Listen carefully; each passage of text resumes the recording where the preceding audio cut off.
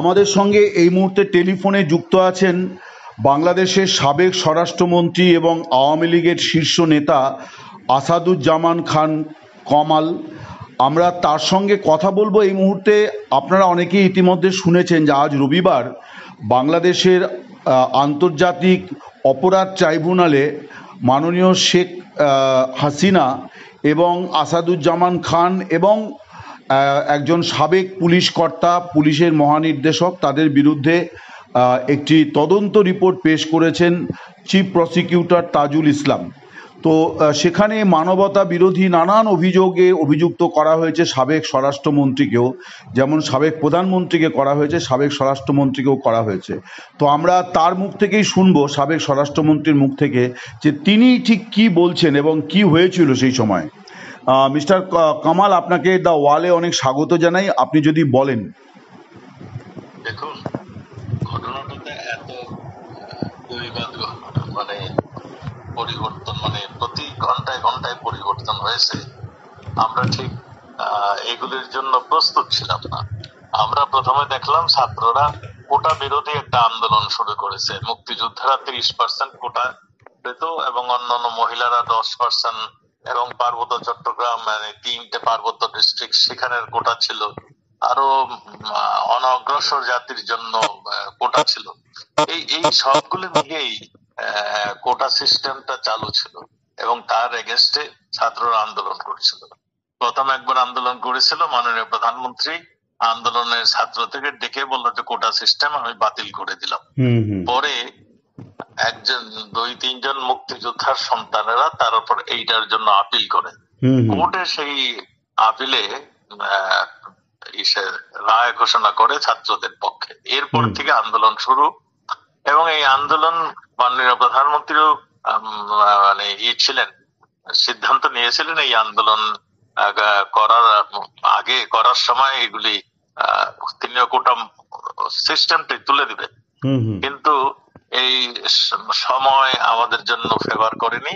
আমাদের হয়তো কিছুক্ষণ সময় লেগেছিল, এবং আমাদের যে পলিটিক্যাল পার্টি সে তার প্রতি আমাদের মানে একটু নজর একটু কম ছিল। সব মিলে ঝুলেই একটা ঘটনাটা মানে কোটা আন্দোলন থেকে পরিবর্তিতে মানে এক দফা আন্দোলন চলে আসলো। কোটা আমরা কিন্তু মাননীয় প্রধানমন্ত্রী কিন্তু স্বীকার করে গিয়েছিলেন যে কোনো কোটা থাকবে না, ইনক্লুডিং মেয়েদের কোটাও থাকবে না, সব কোটা বাদ।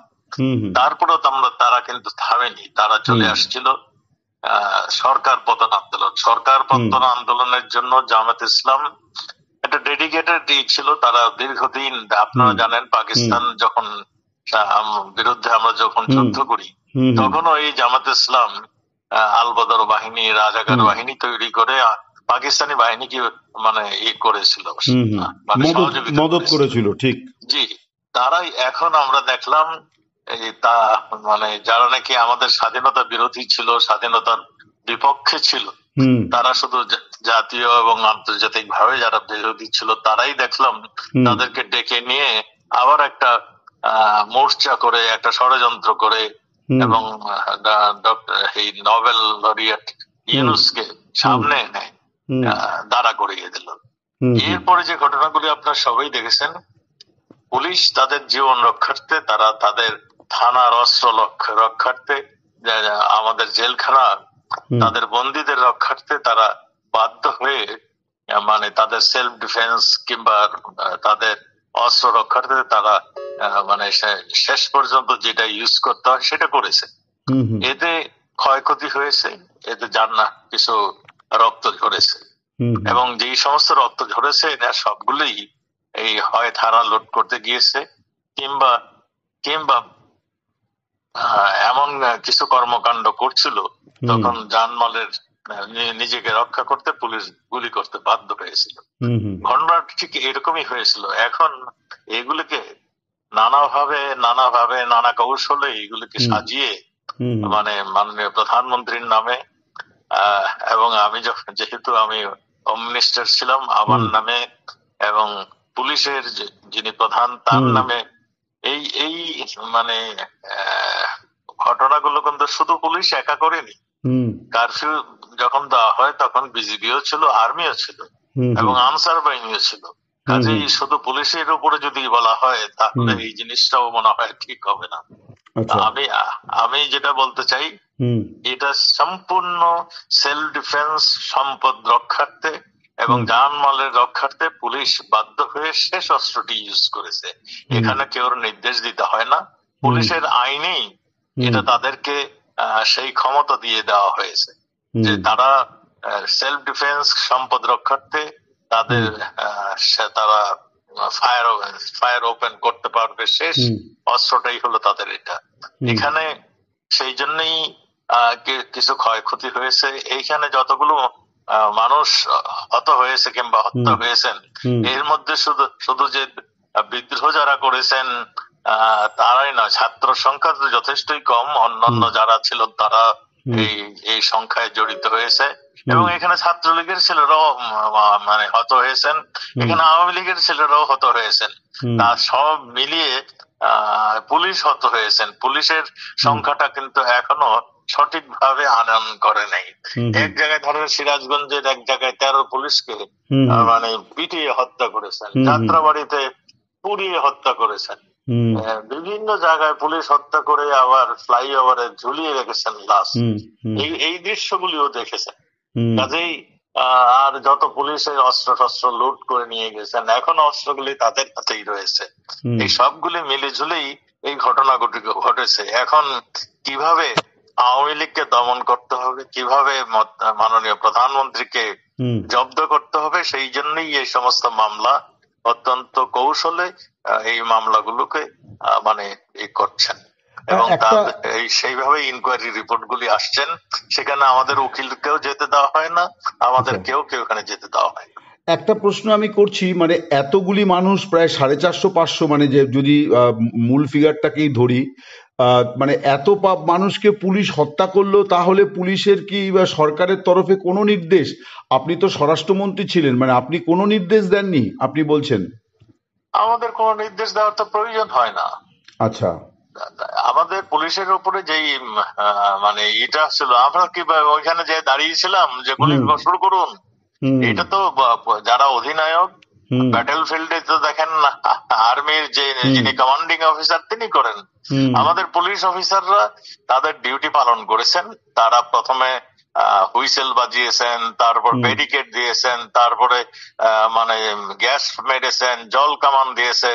তারপরে যখন মানে তাদের উপরে যখন গুলি শুরু করেছে, মানে আগুন ধরিয়ে দিচ্ছে, তখন তারা লাস্ট স্টেজে এটা করেছে। আজকে অভিযোগ আর এই 400-500 কথা বলেন, এখানে পুলিশ এইখানে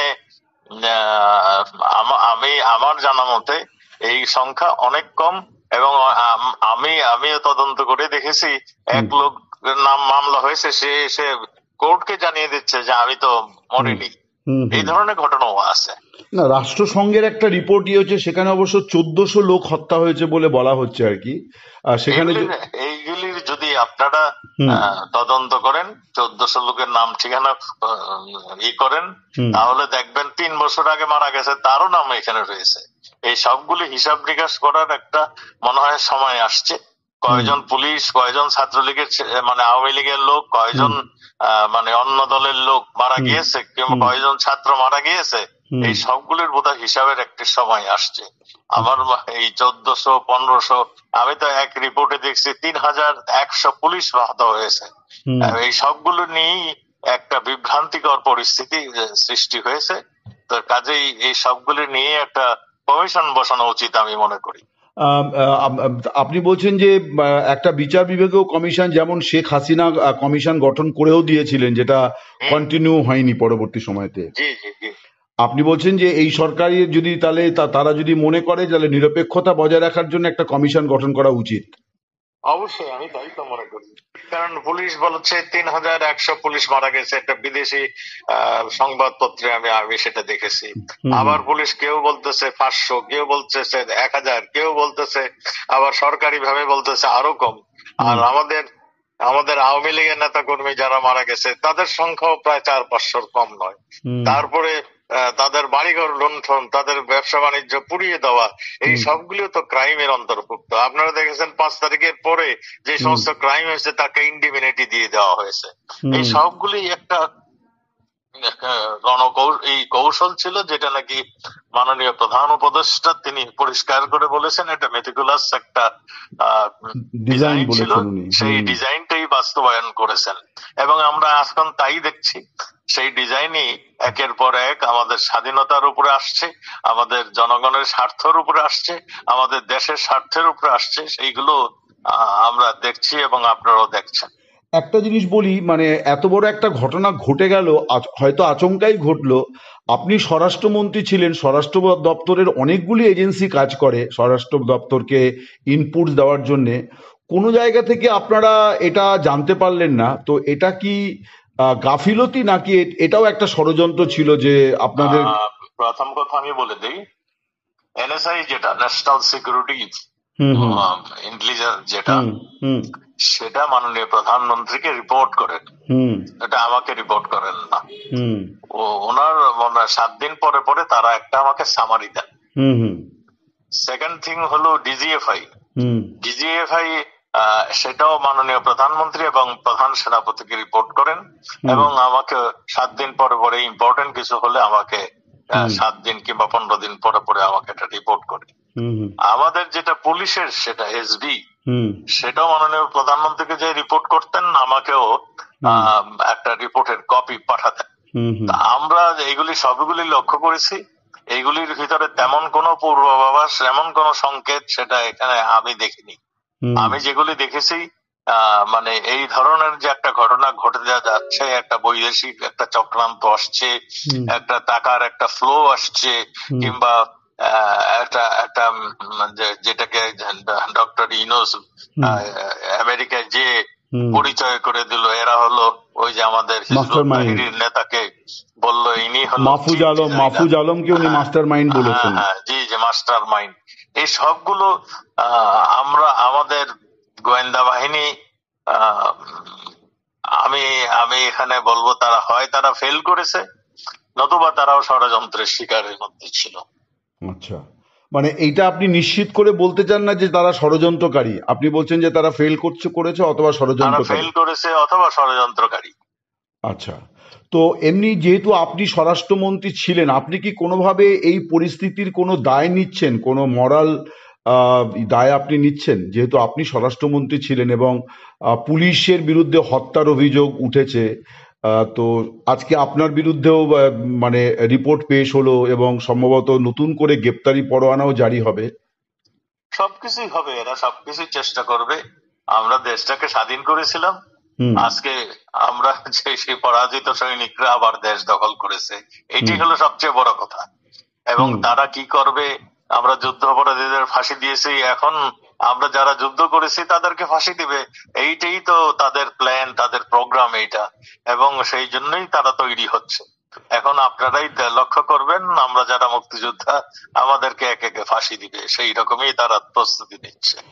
তো মানে আপনারা মুক্তিযুদ্ধ করে একটা দেশ তৈরি করেছিলেন, মানে যেটা বিরল একটি ঘটনা পৃথিবীতে, যে একটা জাতি রাষ্ট্র গঠন ভাষার ভিত্তিতে।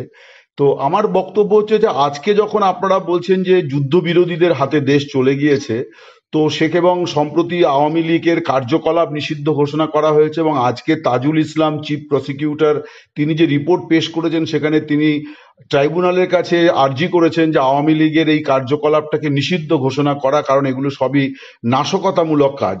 তো স্বভাবতই বোঝা যাচ্ছে যে আওয়ামী লীগ হয়তো নিষিদ্ধ হয়ে যাওয়ার সম্ভাবনাও হয়তো আগামী দিনে প্রকট হবে। তো আওয়ামী লীগ কিভাবে ঘুরে দাঁড়াবে সেক্ষেত্রে? মানে গণতান্ত্রিক পদ্ধতিতে আন্দোলনের তো কোনো রাস্তা দেখা যাচ্ছে না। এটা দেখুন, মুক্তিযুদ্ধ তো কেউকে বলে দিতে হয়নি, ঠিক বঙ্গবন্ধু ডিফারেন্সটা ধরিয়ে দিয়েছেন।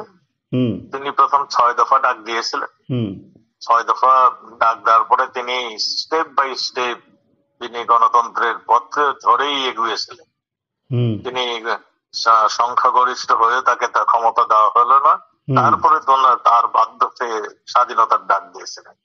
আমাদের দেশে যা শুরু হচ্ছে, কাজেই আমাদেরকেও সেই দিকেই ঠেলে নিয়ে যাচ্ছে। আমার কাছে সেটাই মনে হয়। আপনার প্রশ্ন ঠিক সেই রকমই আপনি ইঙ্গিত দিচ্ছেন। আমার প্রশ্ন আমি আর একটু স্পষ্ট করে বলি, বঙ্গবন্ধু বলেছিলেন শেষ ডাক যার হাতে যা আছে তাই নিয়ে নেমে পড়তে হবে। মানে একজনও পাক সেনা বাংলাদেশের মাটিতে থাকা পর্যন্ত তাদেরকে তাড়াতে হবে। রাইট। তাহলে তো সেটাই আমি বলছি। সেই সময়টা মানে তারা যদি মনে করে যে আওয়ামী লীগ কিছুই নেই, আওয়ামী লীগ দেশ স্বাধীন করেছে, মানে ভাষার জন্য প্রাণ দিয়েছে, প্রত্যেকটা আন্দোলনের জন্য আওয়ামী লীগ নেতৃত্ব দিয়েছে, বাংলাদেশে অত্যাচারের বিরুদ্ধে আওয়ামী লীগ নেতৃত্ব দিয়েছে, এবং একটা মানে সুন্দর বাংলাদেশ তৈরি করার জন্য নেতৃত্ব দিয়েছে। কাজেই আওয়ামী লীগ বসে থাকবে এই কথা যদি চিন্তা করে কেউ, তাহলে তারা বোকার স্বর্গে বসবাস করেন। আওয়ামী লীগ অবশ্যই এখন যে ট্রমাটাইজড হয়ে গিয়েছে, আমাদের সিম্পল কর্মী তার বিরুদ্ধে মামলা, আমাদের ক্যাপাসিটি ছিল 80,000 এই যে প্রিজনে বন্দি ধরার, এখন আছে 1,26,000। আমার মধ্যে মনে হয় কিছু দিনের মধ্যে এটা 2 লাখে পরিণত হবে। কাজেই এই এই যে ধরছে, কোনো জামিন দিচ্ছে না, মানে কোর্টে গেলে আমাদের উকিল সাহেবদেরকে বেজ্জতি করে কোর্টের থেকে পাঠিয়ে দিচ্ছে, যারা মুক্তি পাচ্ছে জেলখানার গেইটে তাদের ধরে পিটানো হচ্ছে। এই যে এইটা তো আর বেশি দিন চলতে পারে না, ধৈর্যের একটা সীমা আছে, সেই সীমা রেখাটা মনে হয় এরা অতিক্রম করছে। কাজেই আপনি যেগুলি বলছেন, আমরা বঙ্গবন্ধুর সৈনিক, বঙ্গবন্ধু দেশকে স্বাধীন করে গেছে, এ দেশের মানুষ এখনো ভুলে নাই। কাজেই আমি মনে করি এ দেশের মানুষ ঘুরে দাঁড়াবে। আর মানে আপনি যা বলছেন, পরিস্থিতি যে জায়গায় গেছে এবং আপনি যা কমিটমেন্টের কথা বলছেন, তাতে তো আরেকটা মানে অস্ত্র হাতে গেরিলা যুদ্ধের দিকে এগোচ্ছে। এখন তাদের হাতে যে সমস্ত অস্ত্র রয়েছে, এগুলি যদি আমাদের এই নিরাপত্তা বাহিনী বলুন, আমাদের সামরিক বাহিনী বলুন, এরা যদি কালেকশন না করে, তাহলে তো আমরা যখনই আমরা ঘরের থেকে বের হবো তারা গুলি করবে। কাজেই এখন প্রশ্নই আসে, তাহলে আমরা বসে থাকবো? আমাদের হাতে ওই যে বঙ্গবন্ধু বলছিলেন, যাতে যা কিছু দা বঠি যা আছে তাই নিয়ে বের হয়ে যাবে আমাদের মানুষ।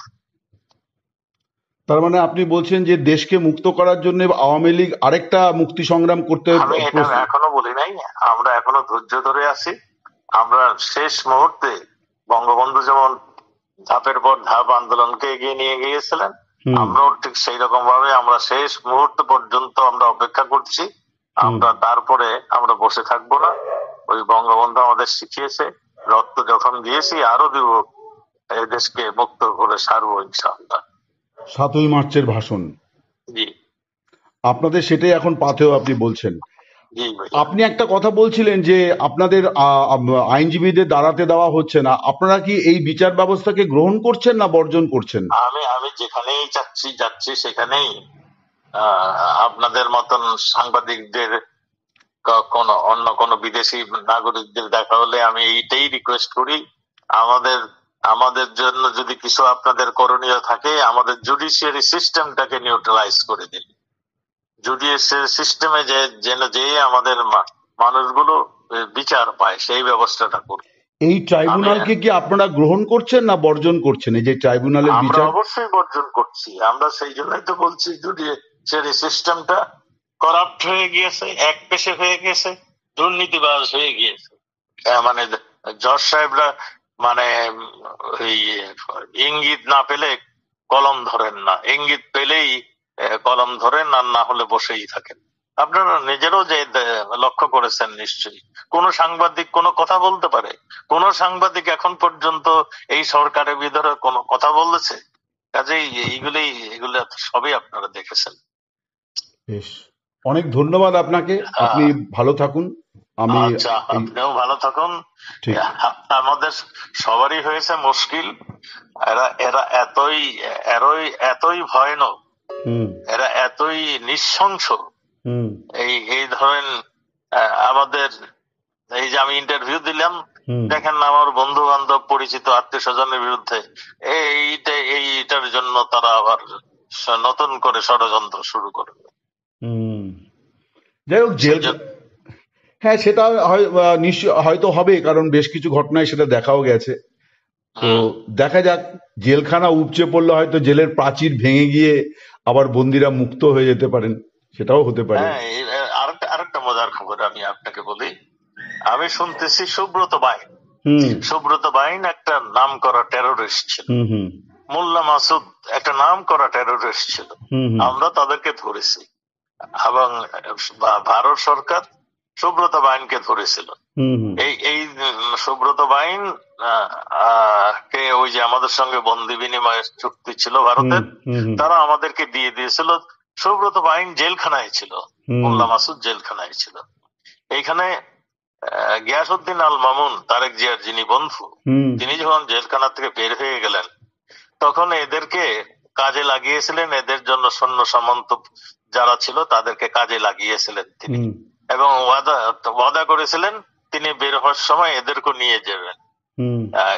কোন ক্ষমতা বলে, কোন আইনের বদলতে তিনি এই সবগুলিকে নিয়ে বের হয়ে চলে গিয়েছিলেন, সেটা শুধু এই দুইজনের নাম বললাম, তারপরে আরো অনেকে আছে, আপনারা সবাই জানেন, ঢাকার বড় বড় টেরোরিস্ট, টেরর, সবগুলো বের হয়েছে, এবং তারা সব বিএনপির মানে দলীয় কার্যক্রমে তারা হচ্ছে। দুজনকে অ্যারেস্ট করা হলো রিসেন্টলি, সুব্রত বাইনকে অ্যারেস্ট করা হলো। সুব্রত বাইন নাকি আমাদের বিরুদ্ধে কথা বলছে, অথচ আমাদের সঙ্গে তার কোনো, আমরাই তাকে অ্যারেস্ট করে ভরে রেখেছিলাম, মোল্লা তাকে ছুটিয়ে নিয়ে আসছে তাদের কাজ করানোর জন্য, তাদেরই কাজ করতো, এখন নাকি বলছে আমরা নাকি তাদেরকে বের করেছি। কত ধরনের আজগবি কথা, কত ধরনের মানে অবাস্তব কথা শুনবেন। মানে আমি একটা জিনিস বলি, তারেক জিয়ার নাম যেহেতু এলো, আপনি দীর্ঘদিন স্বরাষ্ট্রমন্ত্রী ছিলেন, তারেক জিয়া কেন দেশে ফেরেন না? আপনার কাছে কি খবর, মানে কি কারণে ওনার ভয় বা ওনার কারণটা কি? আমি এ সমস্ত কারণ জানি না। আমার সঙ্গে বিরোধী দলের সবারই আমার একটা সুসম্পর্ক ছিল, আমি সবার সঙ্গে কথা বলতাম, সবাই মানে যাতে ভালোভাবে থাকে তার ব্যবস্থা করতাম। কাজেই তার মানে তারেক জিয়া কেন আসছে না সেই বিষয়টা আমার জানা নেই। আর আমি সব বিরোধী দলের নেতাদের সঙ্গে আমার রিলেশন ভালোই ছিল, আমি কোনোদিন কারো মানে ন্যায্য কথা আমি অগ্রাহ্য করি নাই। আপনি শুরুতে একটা কথা বলছিলেন যে একটু রাজনীতিতে সম্ভবত আপনাদের বিলম্ব হয়েছিল, মানে আপনি কি এটাই বলতে চাইছিলেন যে তখন একটু পলিটিক্যাল প্রসেস, ডিসিশন নিতে বিলম্ব হয়েছিল, সেটাই আমি বলতে চাচ্ছি। আচ্ছা, তো সেই প্রক্রিয়ার মধ্যে কি আপনি ছিলেন না অন্য কারো দায়িত্ব ছিল এই ডিসিশনটা নেওয়ার ক্ষেত্রে? এগুলি তো আমি তো সেন্ট্রাল কমিটির নেতা নই, এরা সেন্ট্রাল কমিটির নেতা যারা ছিলেন, মাননীয় প্রধানমন্ত্রী ছিলেন, তারা ডিসিশনটা তারা আসতো, ইমপ্লিমেন্ট আমরা করতাম। কি ধরনের সিদ্ধান্ত হলে ভালো হতো আপনার মনে হয় যে তখন? আমাদের এগুলি অনেক লম্বা কথা, আমার মনে হয় আপনার 2 মিনিটের কথা বলছেন, 15-16 মিনিট হয়ে গেছে। এইটা কি একটা, আমি আর অন্য নেতাদেরও কয়েকজনের বক্তব্য এসছে, তারা বলছিলেন যে ছাত্রদের সঙ্গে বোধহয় একটা ডায়ালগ করলে ভালো হতো মাননীয় প্রধানমন্ত্রীর। ডায়ালগের জন্য চেষ্টা হয়েছিল, ছাত্রলীগের সঙ্গে, ছাত্রদের সঙ্গে ডায়ালগ মাননীয় প্রধানমন্ত্রী 3 মন্ত্রীকে দায়িত্ব দিয়েছিলেন, ওই যে নফেল শিক্ষামন্ত্রী, তথ্যমন্ত্রী আরাফাত এবং আইনমন্ত্রী আনিসুল হক, তারা তাদেরকে কনভিন্স করতে ফেল করেছেন। আমি কয়েকবারই জিজ্ঞাসা করছি কি হয়েছে, বলছে আমরা তো পারছি না, আমাদের কথা শুনছে না। আমি বললাম যে শুনছে না, দাবি দেওয়া কি সেইগুলি বলে দেন, সব মানবো, তারপরে শুনবে না কেন? বলে শুনছে না, তারা এক দফায় চলে যাচ্ছে। এইটাই আমি যতটুকু জানি, এটা মাননীয় প্রধানমন্ত্রী চেষ্টা করেছিলেন, তিনিও নিজেও ডাক দিয়েছিলেন, সেই ডাকও আসেনি, এবং এই 3 জন মন্ত্রী তারা 4-5 দিন কথা বলছেন কিন্তু কাজ হয়নি। এই 3 জনকে দায়িত্ব দেওয়াটার মধ্যে কি কোনো ভুল ছিল মনে হয়, যে আরো কি কম্পিটেন্ট লোক ছিলেন? এটা মাননীয় প্রধানমন্ত্রীর বিচক্ষণ একজন নেত্রী, তিনি ভালো বুঝেন, সেই জন্যই তিনি কাকে দিয়ে কি হবে সেইটুকু উনি জানতেন, সেই জন্যই উনি দিয়েছিলেন। বেশ, অনেক ধন্যবাদ আপনাকে, আপনি ভালো থাকুন।